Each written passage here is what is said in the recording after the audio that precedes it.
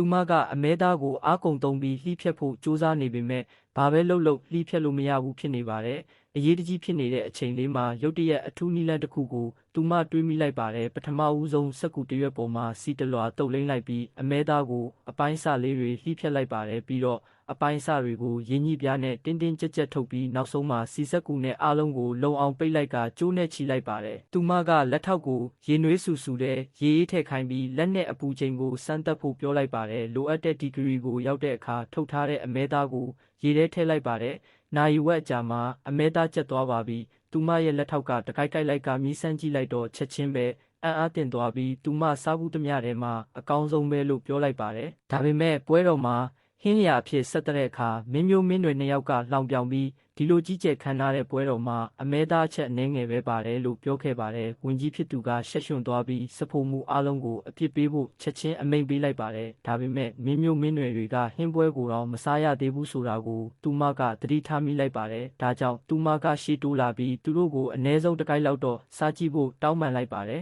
သူတို့လည်းတွန်းဆုပ်နဲ့သဘောတူလိုက်တယ်သူတို့စားကြည့်လိုက်တာနဲ့အရသာကိုသဘောကျသွားကြပါတယ်သူမတိုးလေးတက်ပြင်းချလိုက်ပါတယ်ဒါပေမဲ့နောက်ခဏအကြာမှာတော့သူတို့ကအမဲသားဟာဘာမှထူးခြားတာမဟုတ်ဘူးလို့ပြောပြီးအဆောင်ရဲမက်တွေကိုသူမကိုဖမ်းဆီးဖို့အမိန့်ပေးလိုက်ပါတယ်အဲ့ဒီအချိန်မှာဘရင်ကဆက်စုကျင်စိတ်နဲ့ရုတ်တရက်ရောက်ရှိလာပါတယ်ပြီးတော့သူမချက်ထားတဲ့ဟင်းကိုကိုယ်တိုင်မီးစမ်းကြည့်ဖို့ဆုံးဖြတ်လိုက်ပါတယ်ရှာဘိုးကိုထိလိုက်တာနဲ့သူ့လက်ကအနှဲငယ်တုံးလုံးသွားပါတယ်ဒီလောက်ရတာရှိတဲ့အစားအစာကိုတခါမှမစားဘူးဆိုတာထင်ရှားနေတာပါချက်ချင်းပဲမှုမတ်နှစ်ယောက်ကိုစူပြီးဖမ်းဆီးခံထားရတဲ့သူမကိုလွှတ်ပေးဖို့အမိန့်ပေးလိုက်ပါတယ်သူမကတော့သူ့အတွက်ကာကွယ်ပေးတဲ့အတွက်ဘရင်ကိုပြန်ပေးဆက်ဖို့သူမကိုယ်တိုင်ဘရင်အတွက်နောက်ထပ်ဟင်းရှာတစ်ခွက်ချက်ပေးဖို့ဆုံးဖြတ်လိုက်ပါတယ်ဒါပေမဲ့မိဖို့ချောင်းထဲမှာပါဝင်ပစ္စည်းအနှဲငယ်ပဲကျန်တော့ပါတယ်အဲ့ဒီအချိန်မှာပဲသူမရဲ့လက်ထောက်ကအသားစိမ့်နှံကိုရလိုက်ပြီးလိုက်ရှာကြည့်တော့လှီးဖြတ်တဲ့ခုံမှာကြံနေတဲ့အကျွင်းကြံပိုင်းစာတွေကိုတွေ့လိုက်ရပါတယ်သူမကအသားတုံးတုံးကိုကောက်ယူပြီးမြည်ဆန်းကြည့်လိုက်ပါတယ်သူမရဲ့လက်ထောက်ကထိတ်လန့်ပြီးထွေးထုတ်ဖို့ပြောပေမဲ့သူမကတမင်သားလို့မှတ်မိပြီးချက်ချင်းပဲချက်ဖို့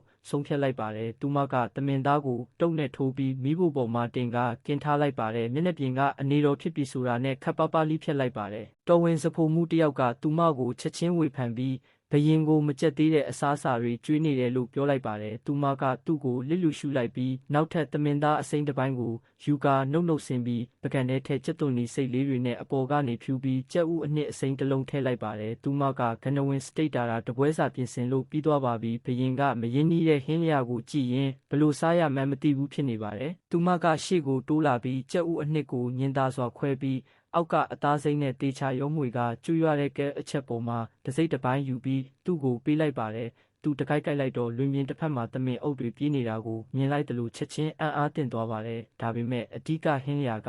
အသားစိမ်းအချက်တွေပဲဆိုတာသူမြင်တဲ့အခါသူမကိုချက်ချင်းမေးပြီးသူမကပေါ်ရော့နေတာလားလို့မေးလိုက်ပါတယ်သူမကစိတ်ရှိနဲ့ဟင်းရှာတွေအကြောင်းကိုအသေးစိတ်ရှင်းပြပါတယ်ဒီလိုအသားမျိုးကกินပြီးလက်ဆက်စားရင်အရသာအရှိဆုံးပဲပြီးတော့သူမကအသားกินတဲ့ဟာတစ်ခုယူလာပြီးသူ့အတွက်ချက်ချင်းပြင်ဆင်ပေးလိုက်ပါတယ်ဘရင်အစေခံတယောက်ကအစိတ်ရှိမရှိကိုအရင်မီးစမ်းကြည့်ဖို့ရှေ့တိုးလာပေမဲ့ဘရင်ကမလိုဘူးပြောကလက်ကပြလိုက်ပါတယ်တမင်သားကိုစားလိုက်တာနဲ့သူ့မျက်နှာမှာကျဉ်တ်တဲ့အပြုံးတစ်ခုပေါ်လာပါတယ်ဘရင်ကသူမကိုတော်ဝင်စားဖို့မှုအစ်စ်လို့ချက်ချင်းကြေညာလိုက်ပါတယ်